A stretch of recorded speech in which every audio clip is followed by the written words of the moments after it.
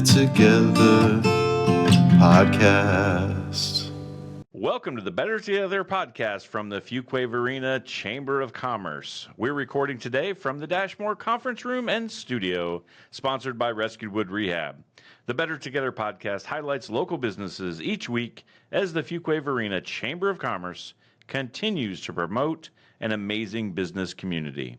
I'm Marty Woodward from Rescued Wood Rehab, and I am joined by my amazing co-host, just got in from D.C., the one and only Brad Marshall from Greater Culture CrossFit here in Fuquay Varina. Hey, Brad. Hey, Marty. Good morning. How was your trip? Fast, Fast? convenient, I guess. Not too much traffic, which is always the big thing. The fact that you did that from D.C. and you got here like that was amazing. Yeah, 5.5 hours goes by in the blink of an eye when you got a podcast to record. Well, that's what. Yeah, when you probably listen to a podcast or two. That's right. Pretty warmed up, ready to go, and really excited today to be joined by Evan Caulfield from Fuquay Locks right here in Fuquay Varina. So, Evan, thanks so much for joining us on the podcast today. Thanks for having us, Hank. It's great to be here. Yeah, and so we're really excited to get to know you and get to know your business. And so tell us a little bit about Fuquay Locks. How did it come to be? How long have you been in business? And what are some of the things that you get a chance to do? Well, it sort of came to be when I was like 7 years old, and I got this magazine called Popular Mechanics, if you remember that. My dad was a typewriter repairman for 40-some years, and I sort of picked up the mechanical end of things.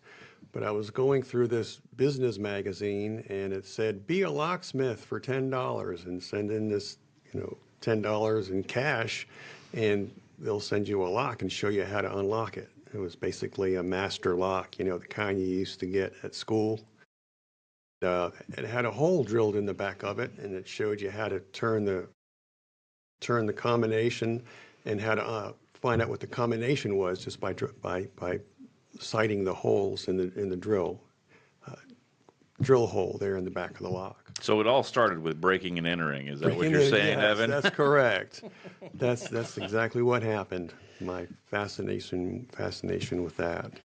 I imagine all the kids probably wanted to figure out, wait, how are you doing these magic tricks of getting into locks and things like that? Yeah. So that was at a young age, started to take an interest in it. And then how did that then transpire to opening up Fuquay Locks now?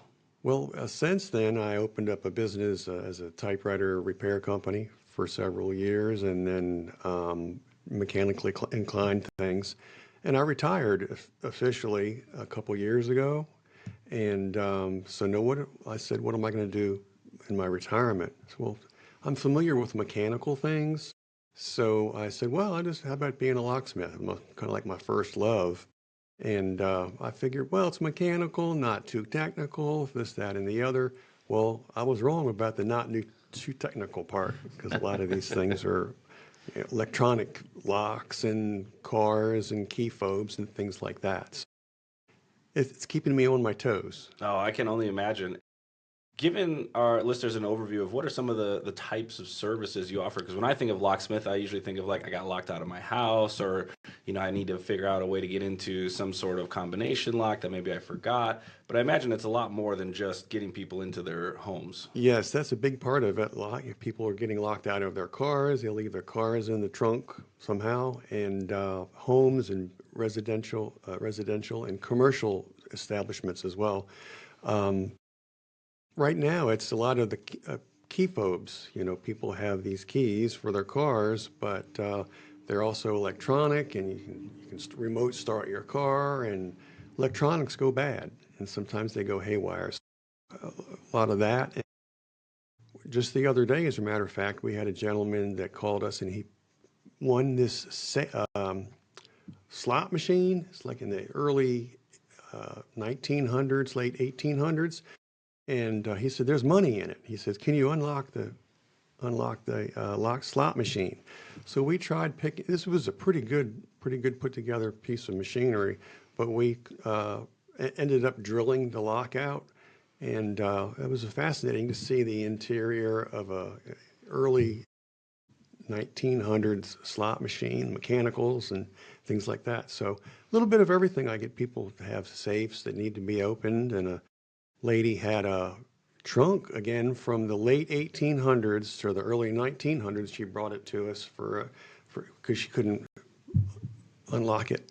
And so that was a challenge. I love hearing the problem solving nature to the business. If it's not just so simple as I show up, pick the lock, and all of a sudden things are good. Like there's some interesting stories it sounds like you've got. And I imagine as you started this business, you highlighted a few of the challenges of how technology is continuing to advance and locks are changing. What are some of the other challenges, whether business related, of getting things off the ground here, or even within the line of work you find yourself doing? Right. Well, I get someone that calls me and says, I'm locked out of my house. I need to get in. I can't find the key. My first responsibility as a licensed locksmith is to make sure that the person is the rightful owner of that vehicle or that residence or even the business. And just making sure that we have their proper identification. And once we get into their car, for example, okay, we have their ID, but once we're in the vehicle, do you have the registration? Making sure that we're not breaking and entering someplace that's not supposed to be broken and entered into. Yeah. That's a You were challenge. talking a little bit about that before we jumped on, and I think that's probably one of those unique aspects to being a locksmith is that it's actually something that you have to go through the proper certifications here in North Carolina. So tell us a little bit about Right. that. Well, the North Carolina Locksmith Licensing Board, they were established years ago to make sure that consumers are getting proper and honest and ethical locksmithing services. Because if you call a lot of these numbers, 800 numbers, and they'll show up at night for 1995, and then they end up once they get there, oh, it's going to be $230 for us to do this. Just the ethical and the training part of it. I'm also a member of the North Carolina Locksmith Association, and every 3 months we get together and we train about the latest in technology and basic locksmithing. So it's pretty well regulated, but you need to make sure that you are getting a licensed North Carolina locksmith. That's the law. So glad to be one. And so, Evan, how would someone, kind of validate that, right? How would you say, hey, are you licensed? Is that something you have a card for, or you're listed that way? Yes, I have an ID badge, and I have a locksmith licensing number. So if you have any question about any locksmith, just look up North Carolina Locksmith Licensing Board, and they have a search where you can search to find out if a business is indeed licensed, by their name, things like that. So somebody can validate that. Yeah, Yes, correct. that's a safety thing for the consumer. That's fantastic. Yes. So what are Fuquay Locks, right? Started a couple years ago, really, and moving forward. What are some things that kind of differentiate Fuquay Locks from maybe some of your competitors? Right. Well, Fuquay Locks is one of the very few locksmith companies here in Fuquay. And there's really kind of like a dead zone between like Raleigh, Apex, and then Lillington. So really up and down 210 and in Fuquay, there's very few. So I think the distinguishing part is I've been in business as a mechanic for most of my life, and just the mechanical end of it, the ethics end of it, and just being in Fuquay, That's why I picked Fuquay Locks, because it's a good name. It is a great name, and it's a great community to be in. And speaking of community, what are some other community involvement things? Obviously, being a part of the Chamber of Commerce. What are some unique or special initiatives you guys might be working on in the community? Right. Well, we're a sponsor of and a founding member. I am a founding member of the Community Emergency Response Team, CERT, in Fuquay. I was initially a member of the Apex CERT 10 years ago, and I said, well, it might be cool to have a CERT in Fuquay, because if something happens, a disaster or whatever, we're here in Fuquay. So a couple of years ago, I mentioned, I was a co-founder of the local Fuquay CERT. And so we're just training people and how to manage emergencies, what to do, things like that. And when you think about some of the different lessons that you've learned along the way, you mentioned that, just getting started, getting the business up and running, understanding all the protocols and certifications you have to get. I imagine there's just other lessons you've learned as you've interacted with customers and responded to different calls and the way that people have reached out to you. So, what are some of the lessons that you've learned with starting this business and now operating it for the last few years? Lessons learned. Well, just again, make sure that you're dealing with a person that is the rightful owner of a vehicle or a residence or a commercial establishment. Basically, that's one of the biggest things is the paperwork, if you will. Yeah. And I'm curious, when I think about people having situations where maybe they're locked out of their car or their house, like it doesn't happen always between 9 to 5. So what does that look like from your end of responding, and how do you differentiate or, let people know, hey, I'll come out to your house maybe at night or in the morning, or what does that look like? Right, right. Yeah, well, once you're off of work and you take your shoes off and like, okay, everything's good. As soon as you take your shoes off, boom, the phone rings. Hey, I'm locked out and I'm in Dunn, right? And that's a 20-mile trek. So just being available, especially for folks that are in really need, locked out of their car, the elderly or a business that's locked out, and you got to have a business open, especially if it's in Fuquay, right? Yeah, so you got to be ready. Yeah, so there certainly is a level of selflessness to that of, all right, well, I might have to delay dinner just a little bit to go take care of somebody, help them out, make sure that they're taken care of. Yes, yes, and I sort of get a charge out of it, helping people. I love to help people. And when someone calls and says, Evan, I'm locked out of my car, this, that, and the other, and it's like 8 o'clock at night, and I'm like, okay, well, we're after hours, right? But I enjoy helping people. That's why I'm into this, is helping people. Yeah, and it sounds like that is something that you've learned along the way that's served you well. And when you think about other aspiring business owners, we have a lot of businesses here in Fuquay and the surrounding area. People are starting their businesses just like you did. What are some words of wisdom or maybe some advice that you might share with somebody who's looking to start a business? Oh yeah, I think passion is the main thing. If you're going to start a business, for me, it's something I need to start, something I enjoy doing, and I get a satisfaction of helping the community, helping people, and just making sure that you're, in the right location. As far as you don't want to have 10 locksmiths in the same location, but fortunately in Fuquay there's very few, like I had mentioned. So, and just a niche too, but I think mainly for me, just enjoy it. And my wife likes, oh, well, are you making any money today? Yeah, we're making money. That helps. I love it, and I think that's a great piece of advice. Thinking about passion, because, like you said, if it's your job, if somebody's calling you after hours or whenever that might be, if you're not passionate about it, you can burn out pretty quickly or get frustrated or upset. So if you enjoy the work, enjoy helping people, and can make a little money out of it too, those are certainly some big pieces to help get the ball rolling. And when you think about what you've accomplished over the last couple of years in helping people in the community and serving them, are there any, if you want to think of it as like projects or initiative or things that you're excited about as you look down the road for Fuquay Locks? Yes. I think the biggest one is for me to help pass the torch.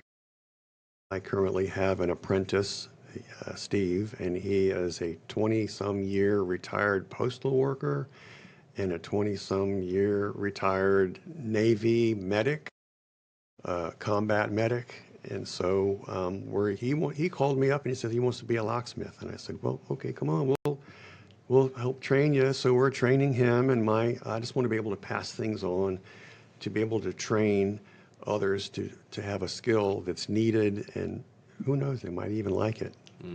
That's fantastic. And, continuing the business and finding a way for that business to keep going is great. So beyond the lock game, you got a favorite spot you like to hang out here in Fuquay Varina? Well, I like the coffee shop down here. Yeah, yeah. There's a couple of them actually. You can name them. Yeah, absolutely. Yeah, Cultivate. Cultivate? Is Okay. good. Yeah, Yeah. and learning that there are other ones popping up. There's another one that just popped up. There's a plug for someone up in the Kohl's shopping center, coffee shop. So that's cool. We love it when new businesses open, and we were just joking and having conversation in the hallway that it seems like there's a new ribbon cutting every day for Fuquay Varina to go to. So, love our business community and the fact that we're thriving, and thank you for being a part of that. So Evan, you've had a long career in doing multiple things, but what's the best piece of business advice you've ever received? That's a good question. Look at things from different angles. My dad used to say, if you're working on a typewriter, you're looking at a certain angle, and if this doesn't work, look at it from the rear, from the sides. So I think that can apply to look out of the box. I think that's a good analogy. Absolutely. Sometimes we put blinders on, you can only see it one way, That's and right. going to the other side makes a huge difference. So I'm sure there's some great Fuquay Locks stories, some things, but is there a surprising thing that you would say that, hey, you've had to open or manipulate to get somebody into their car or home? Is there a fun story out there? Fun. Well, I think they're more challenging. A lot of them everything is fun to me, but I think people they put their keys in the vehicle and they walk out to go into the store and the car locks by itself. These electronics are really crazy. So I guess the challenging thing and the memorable thing is it's electronics. And just because the key's in the vehicle and you've walked out of it doesn't mean it's not going to lock by itself all of a sudden. So that's the challenge, and that's the amazing part to me is technology is still technology. And it's ever changing. You have to continue to learn. Ever changing. You think you know a 2000 Honda CRV? Well, there might be 2 or 3 different productions within that particular year that have different ways of getting into it or programming it or whatever. The evolving, changing electronics technology environment is a challenge.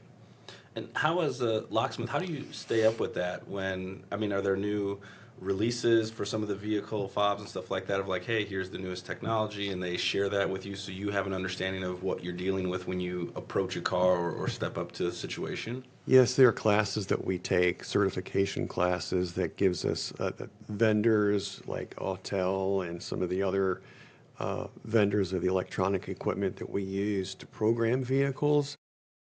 It's just constant training. Every 3 months I go to the North Carolina Locksmith Association meeting, plug for them, and just meet with other locksmiths and share ideas. If I have a problem, I can contact several of them in the area, but it's constant training. Yeah, and because I think about when somebody's locked out of their car too, working with police officers, we see them doing that around town as well. If they're using sort of the physical tool to get into the car and try and pop the lock, what does that look like from your perspective? Are you doing some similar techniques, or is it a totally different style of getting? It is okay. Similar, very similar. The police use one or two particular tools to reach in.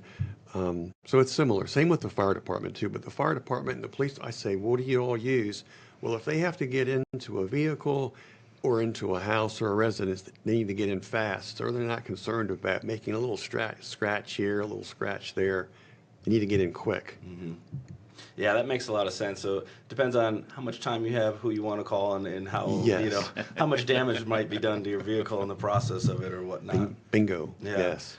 So you mentioned that you're one of the only locksmiths here in town, but if people are interested to connect with you or reach out to you to, get something unlocked or get some help with something they need, what are some of the best ways that people can connect with you or reach out to you? Right. Well, search for Fuquay Locks. You can give us a call. Here's our number on our keychain. Let me take this opportunity to give you a coveted keychain. Thank you. With the number, give us a call or email. Just look us up. We're pretty visible now. Google's kind of kicking in, and just look up Fuquay Locks. Yeah, FuquayLocks.com out there. Yes. Yeah. So love the name, love the way that you get a chance to serve the community and help other people. You've been a member of the chamber now for a while, and when you think about the benefits or what it's been like to be a member of the chamber, to get yourself and your business out there, what are some of the benefits or some of the best parts about being the part of the chamber? Well, just being known by other people. I think the ribbon cuttings are awesome. We did a ribbon cutting for ours, and it was awesome. And Christy and Dustin are awesome people. just being a part of the member, the community, being around people, and just to get to know people is the great part.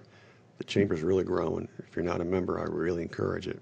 Yeah, and we're recording this episode here in September, and just last week we had a breakfast at a bank, which was another great way to interact with other people, and it was a record for most people who've attended breakfast. So between the breakfast and the after hours and the ribbon cuttings, there's really a lot of ways to connect with other business owners, other members, and help get your name out there and just understand what other people can do to help each other. So, well, Evan, thanks so much for being a guest on the podcast today. It was really fun to hear your story, how you started Fuquay Locks, and the cool things you've gotten a chance to do in the community here to help other people get out of some of those pickles they might find themselves in of getting themselves locked out of homes and cars and vehicles and things like that. Well, thank you. Thank you very much. I really appreciate it, gentlemen. It's a great thing that you're doing here, too. Well, thank you to Evan, and thank you to Fuquay Locks. And thank you to our listeners. So join us each week on the Better Together podcast from the Fuquay Varina Chamber of Commerce as we highlight fantastic local businesses. From the Dashmore Conference Room and Studio, sponsored by Rescue Wood Rehab, I am Marty. And I'm Brad. And we are Better Together. We're better together. It's a weekly podcast. We're better together. You should know that there's more in the dash. We're better together. Fuquay Varina, Chamber of Commerce. We're better together podcast.